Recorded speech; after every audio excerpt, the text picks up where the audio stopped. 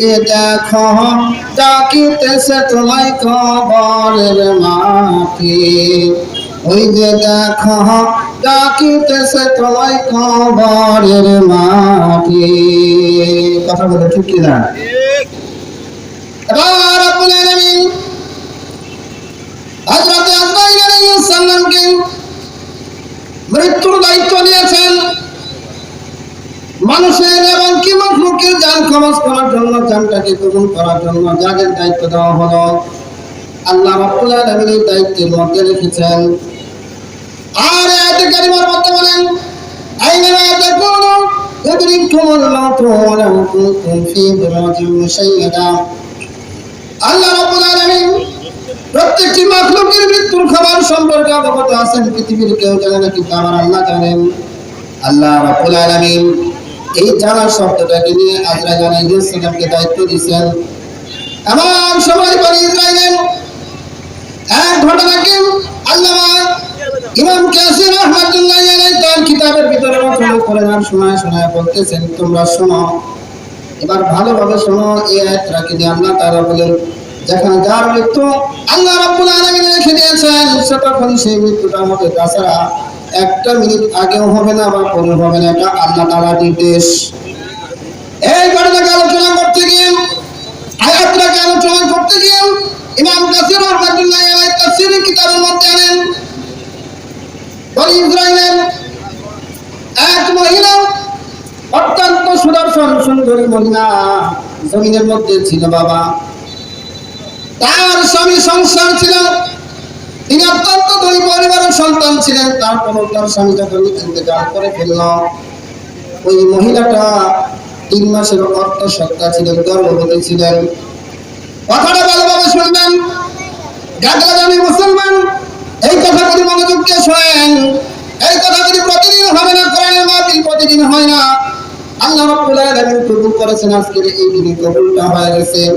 এই প্রতিদিন এই কথাগুলি হয় না, হঠাৎ আজকে আপনারা কোরআনের কথা শুনতেছেন। এই কথাগুলি বাবা মনোযোগ দিয়ে শুনবেন।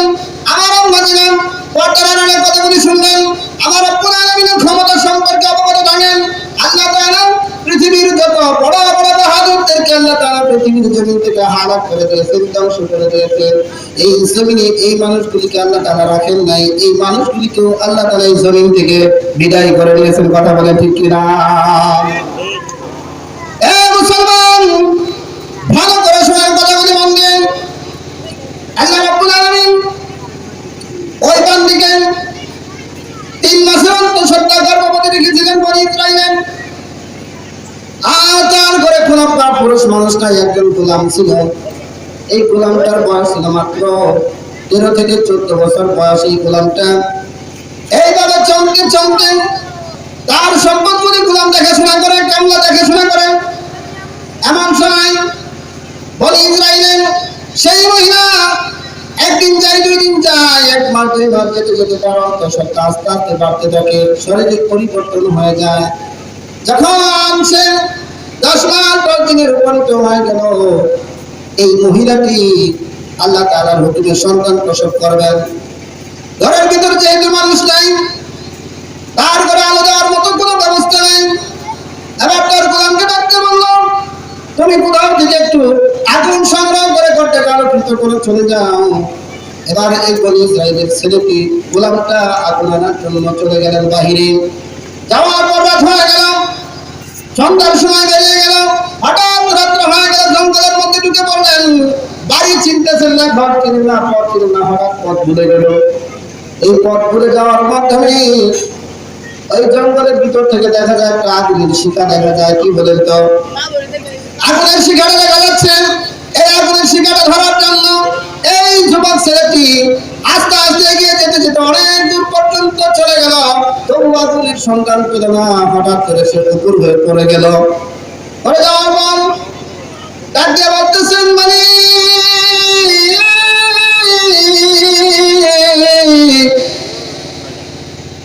এই জমিনে আমি আমার মালকিনের বিপদ দূর করার জন্য একটু আগুন সংগ্রহ করার জন্য আসছিলাম। আগুন তো পেলামই না, আমি আরো হুচট খেয়ে পড়ে গিয়ে জমিনে আছাড় পড়ে গেলাম। আমি আগুন ছাড়া কেমনে যাব? এমন সময় একজন ব্যক্তি পথিক, আগন্তুক ব্যক্তি পথিক তাকে উঠাইল। ওটা বলতেছে, বাবা তুমি কোথায় যাবা, বলো তো দেখি কোথায় যাবা? আগন্তুক ব্যক্তি কথা জিজ্ঞাসা করার পর বলতেছে, আমি কোথাও তো যাবো না, একটু আগুন আনার জন্য আমি বের হয়ে গেছিলাম, কিন্তু আগুনতে পাইলাম না। তুমি আগুনতে কি করবে? আমার মালকিনী সন্তান সম্ভব, সন্তান সম্ভব গর্ভধারণ হয়েছে, তার সন্তান হবে। এমন সময় একটা আগুনের প্রয়োজন, করে ভিতর অন্ধকার হয়ে গেছে, একটা আগুনের দরকার। এবার সেই আগন্তুক ব্যক্তি ডাকতে বলে, এ বাবা তুমি যার জন্য আগুন সংগ্রহ করার জন্য যাচ্ছ, ওই ব্যক্তি তো পৃথিবীর মধ্যে তেমন একটা ভালো মেয়ে হবে না। সেই মেয়েটি জমিনের মধ্যে 100 পুরুষের সাথে জেনা করবেন, নাউজুবিল্লাহ বলে 100 পুরুষের সাথে জেনা করবেন। সে অনৈতিক স্রোতে ভেসে যাবে। তোমার এই মালকিনীর কন্যা দ্বারা তার ইজ্জত সম্মান নষ্ট হবে, কাজেই তার কোনো আগুনের কোনো লাভ নাই। ওই ব্যক্তি তোমার মালকিনীর জন্য কোনো সম্মান বয়ে আনবে না। তবে এটা শুনে নাও, পৃথিবীর কোনো মানুষ তাকে হত্যাও করতে পারবে না। আল্লাহ রাব্বুল আলামিন তার মৃত্যুটা লিখে দিয়েছেন। তার মৃত্যুটা হবে একটা মাকড়সার মাধ্যমে। কিসের মাধ্যমে বলেন তো? মাকড়সার মাধ্যমে। এই খবরটা শুনিয়া তিনি চিন্তা করলো, আমার মালকিনী যদি এই কন্যা সন্তানটা হয়, এই কন্যা সন্তানটা হলে কি হবে? আমার মালকিনীর ইজ্জত সম্মান চলে যাবে। আমি বেঁচে থাকতে আমি আমার মালকিনীর ইজ্জত সম্মান নষ্ট করতে দিব না। সে আর সেখান থেকে আগুন না নিয়ে বাজারে গিয়ে একটা ছুরি কিনছে, দাঁড়াবো একটা ছুরি কিনিয়া তার চিন্তা হলো, এই ঘরের ভিতরে এখন আমার মালকিনী ছাড়া আর কেউ নেই। সন্তানটা যখন পৃথিবীর জমিতে প্রসব হবে, আমি ছুরি দিয়ে অন্ধকারের মধ্যে আমার মালকিনীর কন্যা সন্তানটাকে আমি হত্যা করে মেরে ফেলবো। বলেন নাউজুবিল্লাহ। হত্যা করে মেরে ফেলবে এমন একটা চিন্তা, যেমন চিন্তা তেমন কাজ।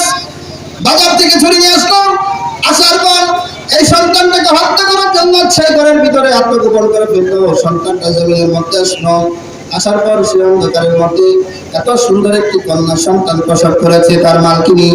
এই সুন্দর সুন্দরী কন্যাটাকে সেই ব্যক্তির পেটের মাঝামাঝি অবস্থায় ছুরি দিয়ে পেটটাকে দ্বিখণ্ডিত করে ফেললো। পেটটা দ্বিখণ্ডিত হয়ে গেল।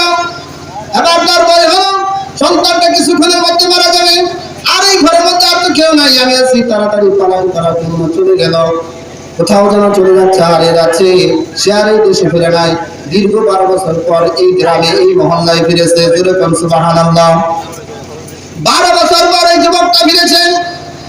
অনেক ব্যবসা বাণিজ্য করে টাকা পয়সা পাহাড় পরিমাণ সম্পদ করেছে। এত সম্পদ করেছে, বিশাল সুন্দর বাড়ি করেছে, দালান কোঠা করেছে। সেই ব্যক্তি বিবাহ করবে, একটা কন্যা সন্তানের প্রয়োজন।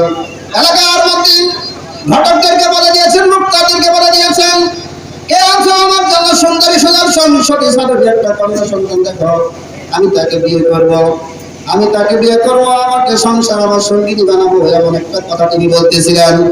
এমন সময় একজন বুড়ি মহিলা ডাকতে বলেন, বাবা তুমি যদি বিয়ে করো, তোমার জন্য এই এলাকার ভিতরে একটা সুদর্শন সুন্দরী কমলা সতী সাধবী অবলা সরল একজন কন্যা মেয়ে আছে, যে মেয়েটা এত সুন্দর আর কেউ দেখে নাই, তুমি একমাত্র দেখবা।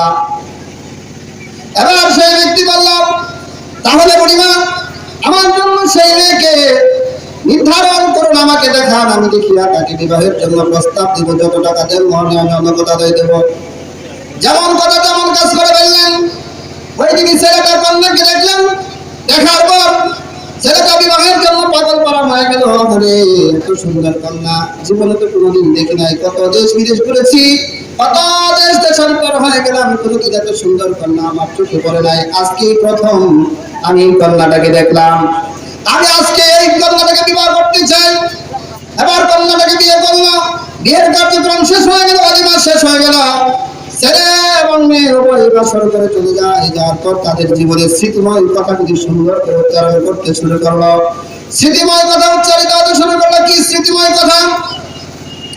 এবার ছেলেটি ডাকতে বলে, প্রাণের বিবি আমার জীবনে এমন একটা ঘটনা তোমাকে শোনাবো, যে কথাটা শুনে তুমি আশ্চর্য হয়ে যাবা। আমার জীবনে এমন একটা ঘটনা আছে যা শুনলে তুমি আমাকে ঘৃণাও করতে পারো।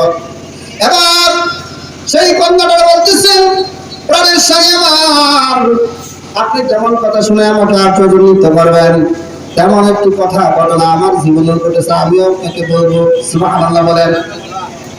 এবার কন্যাটি ডাকতে বললেন, প্রাণের স্বামী, আপনি কি